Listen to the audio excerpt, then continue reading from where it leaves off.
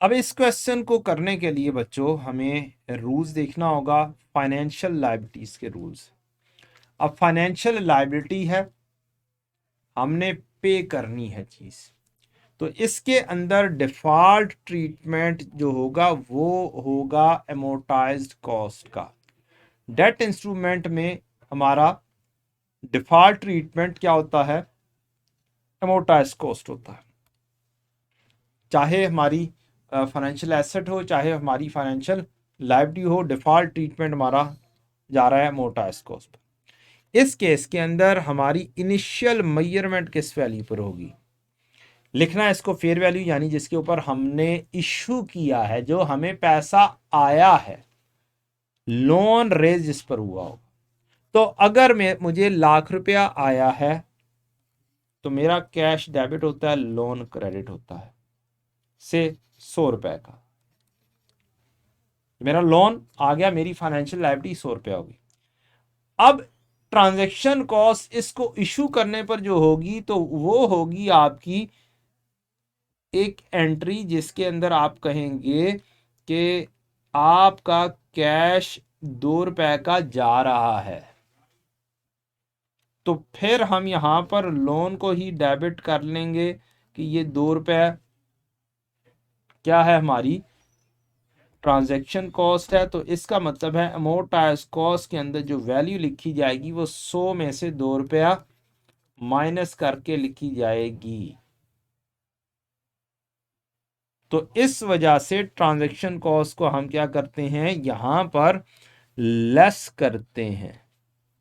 और लोन एक credit nature की चीज, और क्रेडिट में से डेबिट लेस होता है। ये मैंने आपके लिए पहले से ही लिख के रखा हुआ था, आपको बताया हुआ था कि आपकी डेबिट में डेबिट ऐड और क्रेडिट लेस, ये चीज़ आपको बताई थी।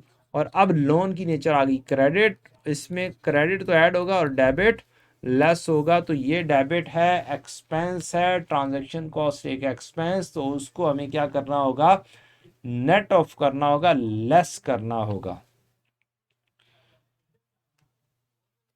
Transaction cost at the time of issue, इसको हमने क्या करना है, deduct from the loan proceeds. जो हमारा फाइनेंशियल एसेट था उसके ऊपर हमें आता था इंटरेस्ट इनकम। अब हमारे ऊपर लोन है तो हमारा आएगा इंटरेस्ट एक्सपेंस, होगा ये इफेक्टिव रेट पर ही। बस सिनेरियो थोड़ा सा क्या करना है, लायबिलिटी वाला करना है हमें, एसेट वाले सिनेरियो से साइड पर रट करके, बाकी चीजें मोरलेस सेम है। आफ्टर रिपोर्टिंग डेट या एट रिपोर्टिंग डेट, ये अमोर्टाइज कॉस्ट के ऊपर हम लिखेंगे। और अमोर्टाइज कॉस्ट कैसे आती है, opening plus interest expense minus interest paid closing balance. और अमोर्टाइज कॉस्ट फेयर वैल्यू के ऊपर हम नहीं लेकर जाते हैं। ऑन अकाउंट ऑफ डिस्पोजल, तो अमोर्टाइजेशन कॉस्ट यस हमें कब बनानी पड़ेगी, अमोर्टाइज के कॉस्ट के ऊपर है। तो डिफा ऑन डिस्पोजल जो गेन लॉस होगा वो डेफिनेटली हमारा प्रॉफिट एंड लॉस में ही जाएगा। तो अब अगर हम क्वेश्चन के अंदर देखें तो हमारी फाइनेंशियल लायबिलिटी है और हमें कोई ऐसी बात नहीं की गई कि कोई स्पेशलिटी हो, तो हम इसको अमोर्टाइज कॉस्ट के ऊपर लेकर चलेंगे।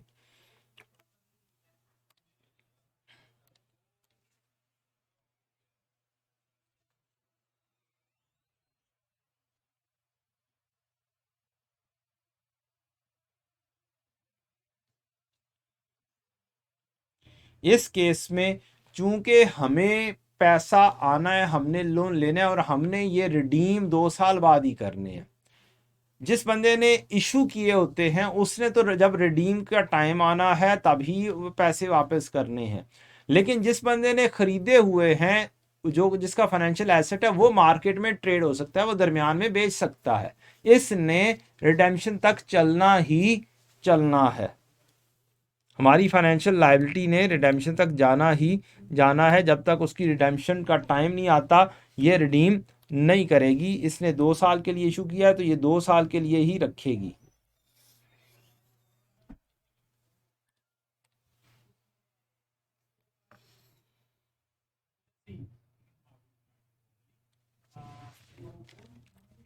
अब हम लोन टाइप का एक अकाउंट बनाएंगे।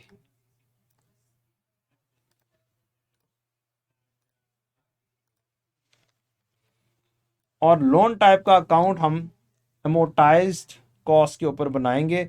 हमने टीएफसी इशू किए हैं, तो टर्म फाइनेंस सर्टिफिकेट की लायबिलिटी, और ये हम लेकर चलेंगे किस पर, अमोर्टाइज्ड कॉस्ट के ऊपर।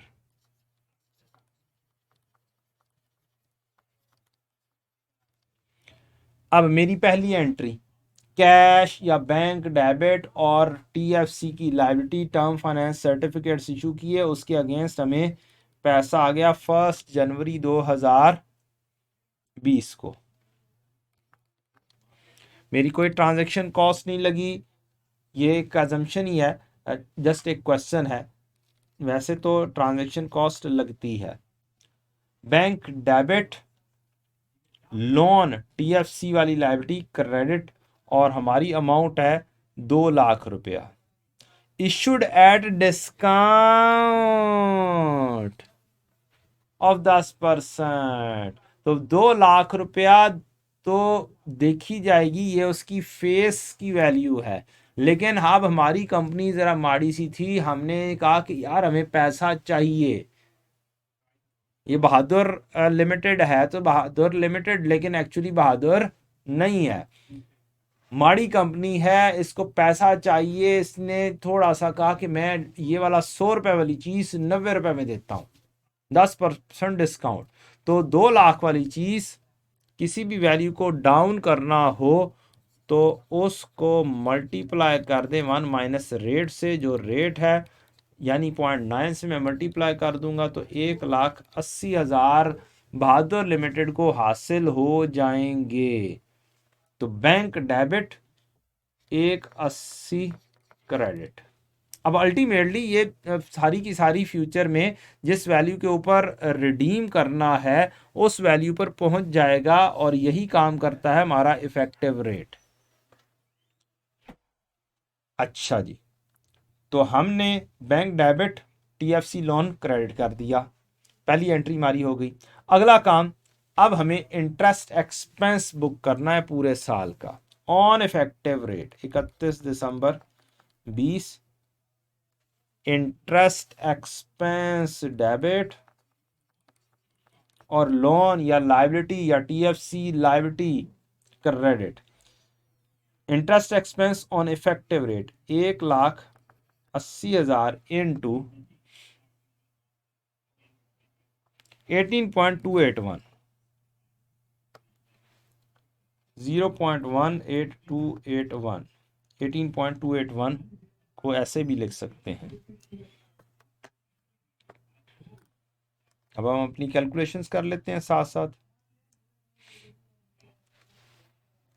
1,80,000 इंटू 0.18, 18,281, हमारी वैल्यू आ गई 32,906।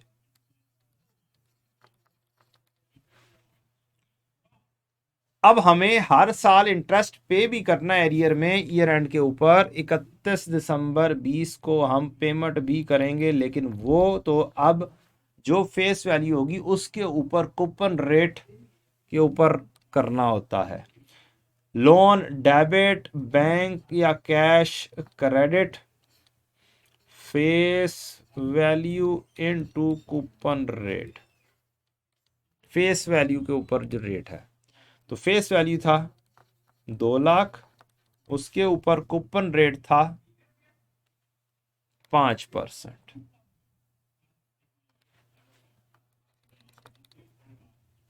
दो लाख के ऊपर 5% तकरीबन 10,000 गालबन बन जाएगा, इंटू 0.05। 10,000 की ये पेमेंट हमें हर साल के एंड पर करनी है। तो देखने में तो लेंडर को कोई फायदा नहीं है, लेकिन एक्चुअली इफेक्टिवली उसे फायदा 18% का हो सकता है। हमें पैसा मिल रहा है 180, और हमें पे करना पड़ रहा है 10 का और प्रीमियम में हमें जाकर पेमेंट करनी पड़नी है 15% प्रीमियम 230 की। तो इफेक्टिवली मेरा इंटरेस्ट 10 जा रहा है, 10 भी जा रहा है और 30 भी एक हिसाब से इंटरेस्ट जा रहा है। तो मैं 50 की वैल्यू पे कर रहा हूं। और जो लेंडर है, जो माड़ी कंपनी है, वो फिर ज्यादा पैसे के लिए प्रीमियम के ऊपर वापसी भी कर सकती है, जो एग्रीमेंट में लिखा हुआ है। 31 नवंबर 20 आएगा कैरेट डाउन, 31 दिसंबर 20 कैरेट डाउन। अब मेरी लाइबिलिटी कैरेट डाउन लाइबिलिटी के तौर पर आएगी।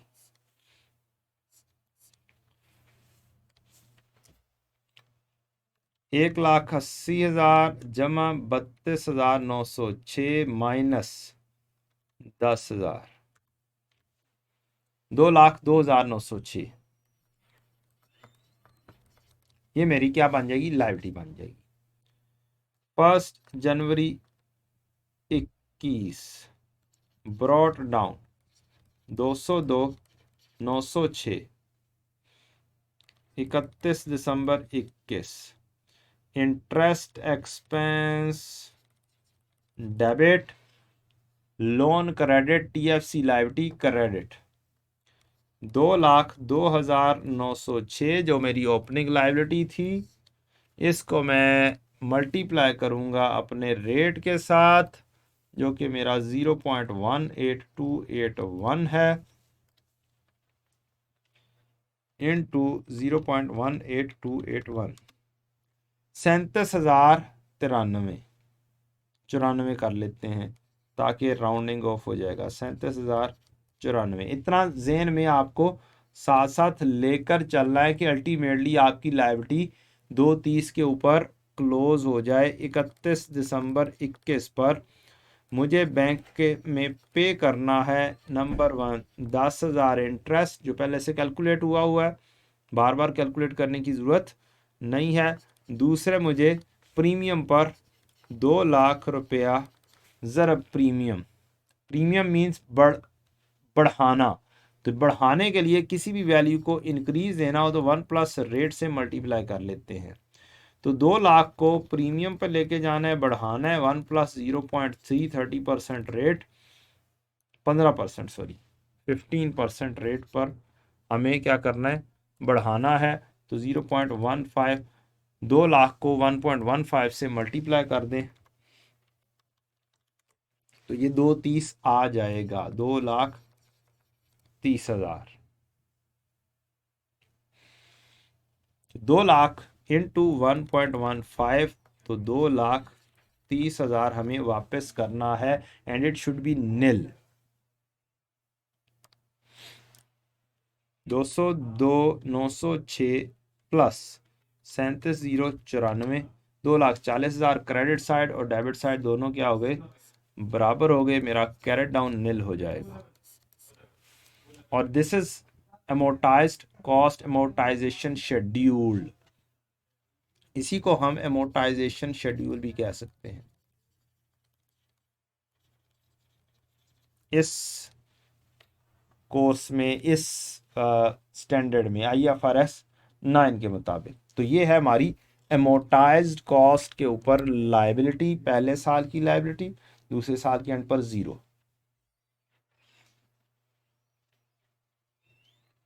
अब इसकी जर्नल एंट्रीज भी हम देख लेते हैं।